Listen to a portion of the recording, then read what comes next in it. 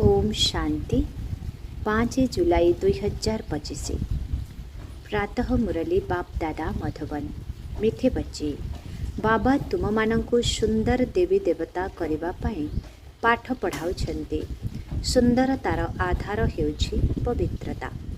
आजिर प्रश्न, आत्मिक समा अर्थात दीप शिखा उपरे जेउ पतंग माने झास दियन्ते सेमानंकर लक्षण किपरि होइथिबो? उत्तर, परमात्मा रूपी दीपशिखा उपरे झास देउथिबा आत्मा रूपी पतंग मानंकर लक्षण हेला समा जिए अटंती जेपरि अटंती तांकु यथार्थ रूपरे जानी थांती एवं मने पकाई थांती। दोइरे झास देवा अर्थात बाबांक समान हेबा।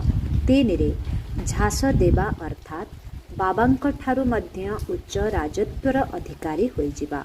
गीत महफिल में जल उठी समा। ओम शांति।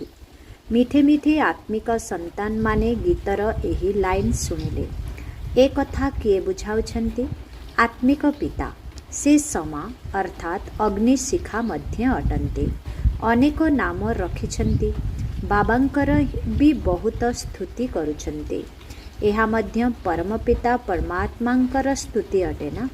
बाबा अग्निशिखा होई आसिछन्ति पतंग मानंक पाई।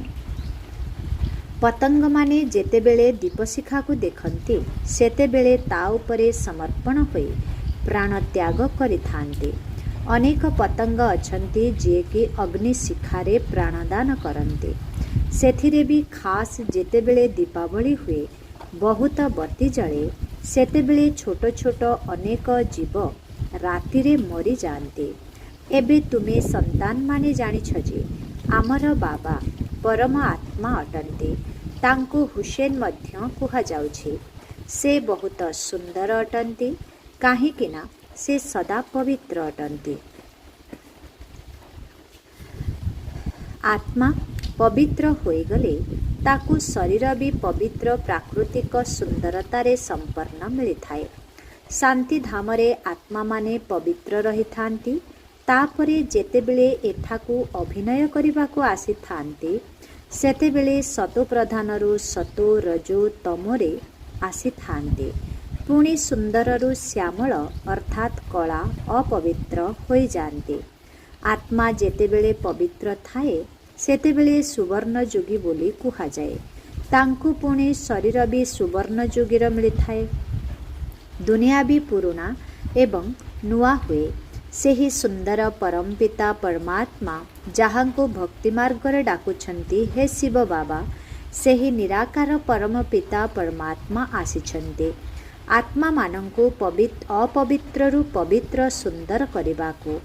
एपरि नुहे आजि काली जिए बहुत सुंदर तांकर आत्मा पवित्र अटेना। जदिओ शरीर सुंदर तथापि आत्मा तो पतित अटेना। बिलातरे केते सुंदर मनुष्य अछन्ति जानिछ? एही लक्ष्मी नारायण हेउछन्ति सत्ययुगी सुंदर एवं एठारे अछि नरकर सुंदरता। मनुष्य ए सबु कथा जानि नाहांति। पिला मानंकु ही बुझा जाउछि एहा हेउछि नरकर सुंदरता। आमे वर्तमान स्वर्ग पाई स्वतः सुंदर हेउछु। 21 जन्म पाई एहीपरि सुंदर हेबो। एठाकार सुंदरता तो गोटे जन्म पाई अटे। बाबा एठाकू आसिछन्ति सारा दुनियार मनुष्य मात्रंकु कण बाबा एठाकू आसिछन्ति सारा दुनियार मनुष्य मात्रंकु कण सारा दुनिया को भी सुंदर करुछन्ति। सत्य जुग नुआ दुनिया रे सुंदर देवी देवता माने ही थिले सेपरि हेबा पाई तुमे एबे पढुछ। बाबांको अग्निशिखा मध्य कुहा जाउछि परंतु से परम आत्मा अटन्ति। जेपरि तुमको आत्मा कहउछन्ति सेहीपरि तांकु परम आत्मा कहउछन्ति। तुमे माने बाबांकर महिमार गायन करुछ। बाबा पुणे पिलामानंकर महिमा करुछन्ति। तुमको एपरि करुछि जाहाकि मोठारो भी तुमर पद उच्च हेउछि। मु जिए जेउ भଳି मु जेउ परि पाठ करुछि ए कथा अन्य केही जानि नाहांति। एबे तुमे संतान माने जानिछ କିପରି ଆମେ ଆତ୍ମାମାନେ ଅଭିନୟ କରିବା ପାଇଁ ପରମଧାମରୁ ଆସିଛୁ। ଆମେ ଶୂଦ୍ର କୂଳରେ ଥିଲୁ, ତାପରେ ପୁଣି ବର୍ତ୍ତମାନ ବ୍ରାହ୍ମଣ କୂଳକୁ ଆସିଛୁ। ଏହା ମଧ୍ୟ ତୁମର ବର୍ଣ୍ଣ ଅଟେ। ଅନ୍ୟ କୌଣସି ଧର୍ମାବଲମ୍ବୀମାନଙ୍କ ପାଇଁ ଏହି ବର୍ଣ୍ଣ ନୁହେଁ। ତାଙ୍କର ବର୍ଣ୍ଣ ନଥାଏ। ତାଙ୍କର ତ ଗୋଟିଏ ବର୍ଣ୍ଣ ଖ୍ରୀଷ୍ଟିଆନ ହିଁ ରହିଆସିଛି।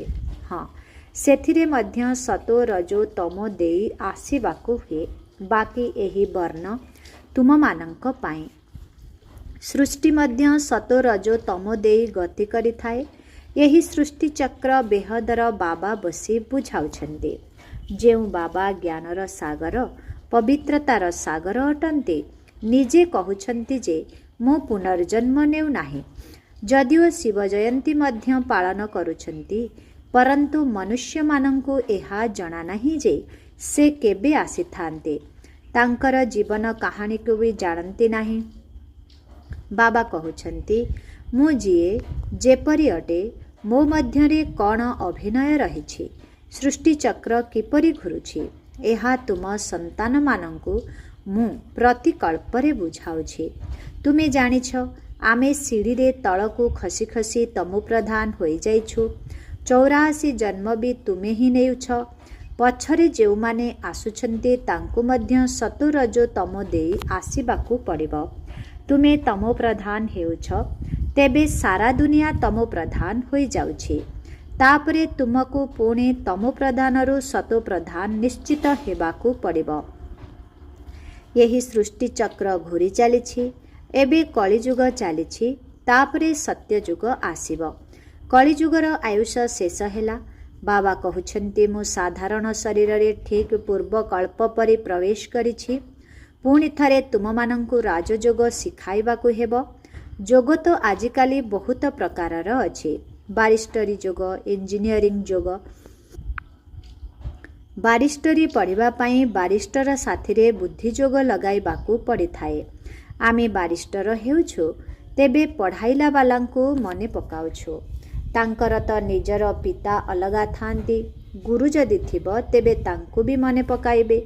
ତେବେ ବି ବାରିଷ୍ଟରଙ୍କ ସାଥିରେ ବୁଦ୍ଧିର ଯୋଗ ରହିଥାଏ। ଆତ୍ମା ହିଁ ପଢ଼ୁଛି। ଆତ୍ମା ହିଁ ଶରୀର ଦ୍ୱାରା ଜଜ୍, ବାରିଷ୍ଟର ଆଦି ହୋଇଥାଏ। ଏବେ ତୁମେ ସନ୍ତାନମାନେ ଆତ୍ମ ଅଭିମାନୀ ହେବାର ସଂସ୍କାର ନିଜ ମଧ୍ୟରେ ଭରୁଛ। ଅଧାକଳ୍ପ ଦେହ ଅଭିମାନୀ ରହିଲ। ଏବେ ବାବା କହୁଛନ୍ତି, ଦେହୀ ଅଭିମାନୀ ହୁଅ। ଆତ୍ମା ମଧ୍ୟରେ ହିଁ ପାଠପଢ଼ାର ସଂସ୍କାର ଅଛି। ମନୁଷ୍ୟ ଆତ୍ମା ହିଁ ଜଜ୍ ହେଉଛି। ଏବେ ଆମେ ବିଶ୍ୱର ମାଲିକ ଦେବତା ହେଉଛୁ। ପଢ଼ାଇବା ବାଲା ହେଉଛନ୍ତି ଶିବ ବାବା, ପରମ ଆତ୍ମା। ସେ ହିଁ ଜ୍ଞାନର ସାଗର, ଶାନ୍ତି, ସମ୍ପତ୍ତିର ସାଗର ଅଟନ୍ତି। ଏହା ମଧ୍ୟ ଦର୍ଶାଇଥାନ୍ତି ଯେ ସାଗରରୁ ରତ୍ନର ଥାଳି ବାହାରିଲା। ଏହା ହେଉଛି ଭକ୍ତିମାର୍ଗର କଥା। ବାବାଙ୍କୁ ଉଲ୍ଲେଖ କରିବାକୁ ପଡ଼େ। ବାବା ବୁଝାଉଛନ୍ତି, ଏହା ହେଉଛି ଅବିନାଶୀ ଜ୍ଞାନରତ୍ନ। ଏହି ଜ୍ଞାନରତ୍ନ ଦ୍ୱାରା ତୁମେ ବହୁତ ସାହୁକାର ହେଉଛ ଏବଂ ତୁମକୁ ପୁଣି ବହୁତ ହୀରା, ଲୀଳା ଇତ୍ୟାଦି ମିଳୁଛି। ଏହି ଗୋଟିଏ ଗୋଟିଏ ରତ୍ନ ଲକ୍ଷ ଲକ୍ଷ ଟଙ୍କାର, ଯାହାକି ତୁମକୁ ଏତେ ସାହୁକାର କରୁଛି। ତୁମେ ତ ଜାଣିଛ, ଭାରତ ହିଁ ନିର୍ବିକାରୀ ବିଶ୍ୱ ଥିଲା। ସେଠାରେ ପବିତ୍ର ଦେବତାମାନେ ରହୁଥିଲେ। ଏବେ ଶ୍ୟାମଳ ଅପବିତ୍ର ହୋଇଯାଇଛନ୍ତି। ଆତ୍ମା ଏବଂ ପରମାତ୍ମାଙ୍କର ମେଳା ହେଉଛି। ଆତ୍ମା ଶରୀରରେ ଅଛି, ତେଣୁ ଶୁଣିପାରୁଛି। ପରମାତ୍ମା ମଧ୍ୟ ବ୍ରହ୍ମାଙ୍କ ଶରୀରରେ ଆସିଥାନ୍ତି। ଆତ୍ମା ଏବଂ ପରମାତ୍ମାଙ୍କର ଘର ଶାନ୍ତିଧାମ ଅଟେ। ସେଠାରେ କିଛି ବି ହଲଚଲ ହୁଏ ନାହିଁ। ଏଠାକୁ ପରମାତ୍ମା ପିତା ଆସି ପିଲାମାନଙ୍କ ସହ ମିଶୁଛନ୍ତି।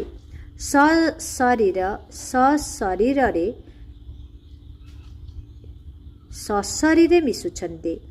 ତାହା ତ ଘର ଅଟେ। ସେଠାରେ ବିଶ୍ରାମ ପାଇଥାନ୍ତି।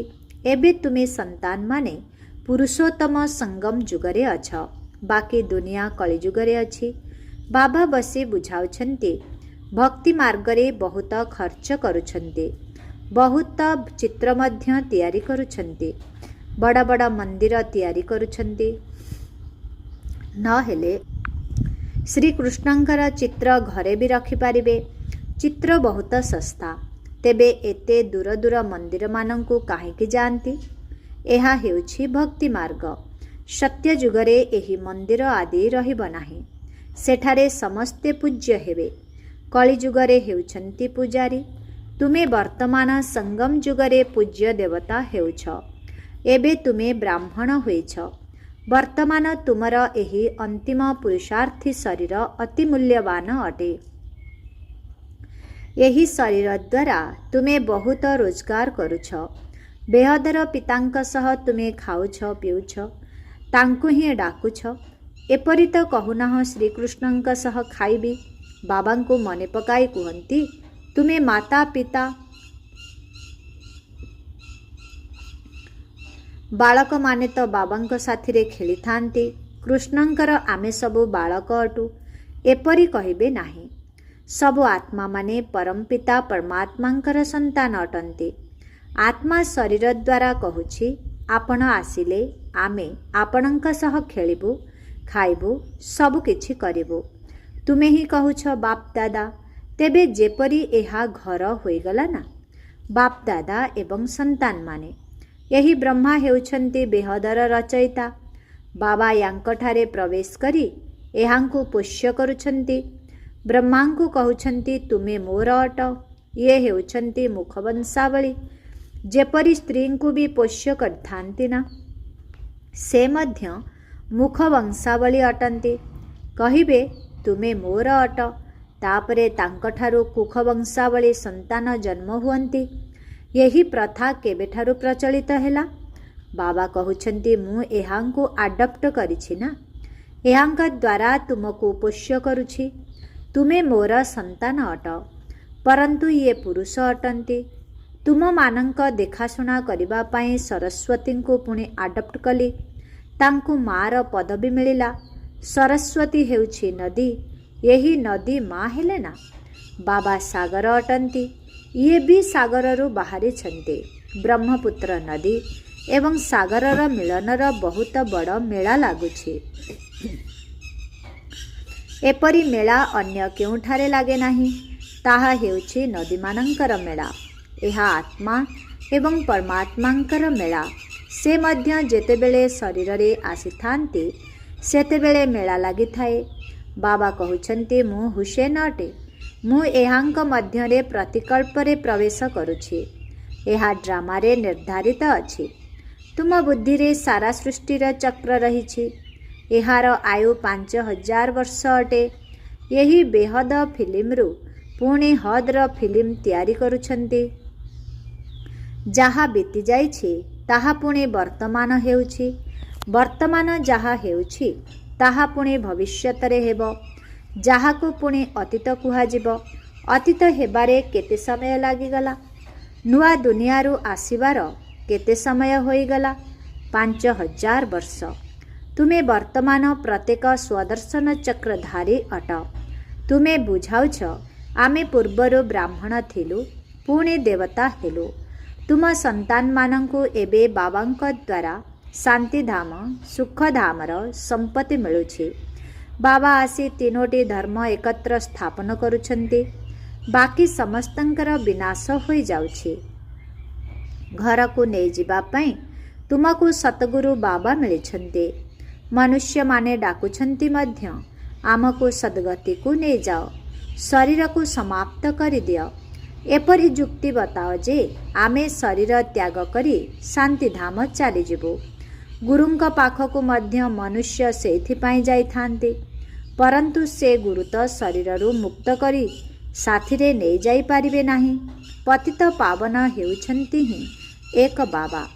ସେ ଯେତେବେଳେ ଆସୁଛନ୍ତି ସେତେବେଳେ ପବିତ୍ର ନିଶ୍ଚିତ ହେବାକୁ ପଡ଼ିବ। ବାବାଙ୍କୁ ହିଁ କୁହାଯାଉଛି କାଳର କାଳ ମହାକାଳ। ସମସ୍ତଙ୍କୁ ଶରୀରରୁ ମୁକ୍ତ କରି ସାଥିରେ ନେଇଯାଇଥାନ୍ତି। ଇଏ ହେଉଛନ୍ତି ପରମ ପଥ ପ୍ରଦର୍ଶକ। ସବୁ ଆତ୍ମାମାନଙ୍କୁ ଘରକୁ ନେଇଯାଇଥାନ୍ତି। ଏହା ଛି ଛି ଶରୀର ଅଟେ। ଏହାର ବନ୍ଧନରୁ ମୁକ୍ତ ହେବାକୁ ଚାହୁଁଛନ୍ତି। କେବେ ଶରୀର ଛାଡ଼ିବୁ, ତେବେ ଯାଇ ବନ୍ଧନ ମୁକ୍ତ ହେବୁ। ଏବେ ତୁମକୁ ଏହିସବୁ ଆସୁରୀ ବନ୍ଧନରୁ ମୁକ୍ତ କରି ସୁଖର ଦୈବୀ ସମ୍ବନ୍ଧକୁ ନେଇଯାଉଛି। ତୁମେ ଜାଣିଛ ଯେ आमे सुखधाम को आसबू भाया शांति धाम तापरे दुखधाम को किपरि आसुछ एहा भी तुमे जानिछ। बाबा आसुछंती श्यामलरू सुंदर करने को। बाबा कहउछंती मु तुमर विश्वस्त पिता मध्य अटे। पिता सर्वदा आज्ञाकारी होइथांती। पिलामानंकर बहुत सेवा करिथांती। खर्च करी पाठ पढ़ाई तापरे सबु धन संपत्ति पिलामानंकु देई निजे जाई साधुमानंक संग करिथांती। निज ठारू भी पिलामानंकु श्रेष्ठ करिथांती। यही बाबा भी कहउछंती मु तुमको डबल मालिक करुछि। तुमे विश्वर भी मालिक एवं ब्रह्मांडर भी मालिक हेउछ। तुमर पूजा मध्य डबल हेउछि। आत्मा रूपरे मध्य पूजा हेउछि। देवता वर्णरे मध्य पूजा हेउछि। मोर तो केवल शिवलिंग रूपरे पूजा हेउछि। मु तो राजा हेउ नाही। तुमर केते सेवा करुछि। एपरि बाबांकु तुमे काहीकि भूली जाउछ। हे आत्मा निजको आत्मा भावी मोते मने पकाओ तेबे तुमर विकर्म विनाश हेब। तुमे काहा पाखकु आसीछ? प्रथमे बाबा तापरे दादा एबे पिता होइछन्ति तापरे ग्रेट ग्रेट ग्रांडफादर आदि देव एडम हेबे काहेकिना बहुत वंशावली हेउछि ना। शिव बाबांकु केही ग्रेट ग्रेट ग्रांडफादर कहिबे कि? प्रति कथारे तुमको बहुत श्रेष्ठ करुछन्ति। एपरि बाबा मिलिछन्ति पुणी तुमे तांकु काहीकि भूली जाउछ? भूली जीव तो पवित्र किपरि हेब? बाबा पवित्र हेबार जुक्ति बताउछन्ति। यही जोग आधार रे ही खाद बाहरी जीव। बाबा कहउछन्ति मधुर संतानगण देह अभिमान छाड़ी आत्म अभिमानी हेबाकु हेब। पवित्र मध्य हेबाकु पड़िब। काम महाशत्रु अटे। यही गोटिए जन्म मो पाई पवित्र हुआ। लौकिक पिता भी कहउछन्ति ना किछि खराब काम कर नाही, मोर दाढ़ीर इज्जत रख। पारलौकिक पिता भी कहउछन्ति मु पवित्र करिबाकु आसीछि। एबे मुह कला कर नाही, नहेले इज्जत हराइब। सबु ब्राह्मण मानंकर एवं बाबांकर भी इज्जत हराई देव।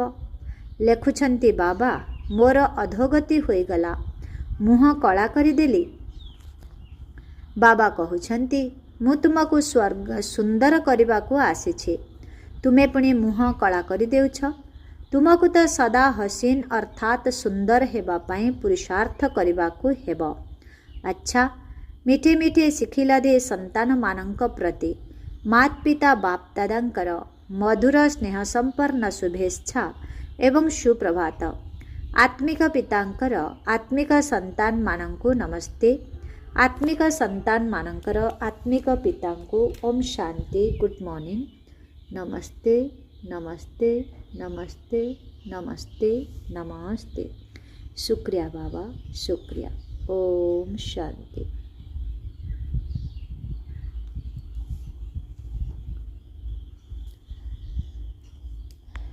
धारणा पाई मुख्य सार 1 नंबर। यही अंतिम जन्मर पुरुषार्थी शरीर बहुत मूल्यवान अटे। यह माध्यम रे भविष्यत पाई बहुत रोजगार करबाकु हेब। बेहदर बाबांक साथी रे खाइबा पीबा सहित सर्व संबंधर अनुभूति करबाकु हेब। 2 नंबर। एपरि कौनसी कर्म करिबार नाही जहा द्वारा ब्राह्मण परिवारर बा बाबांकर इज्जत चली जीव।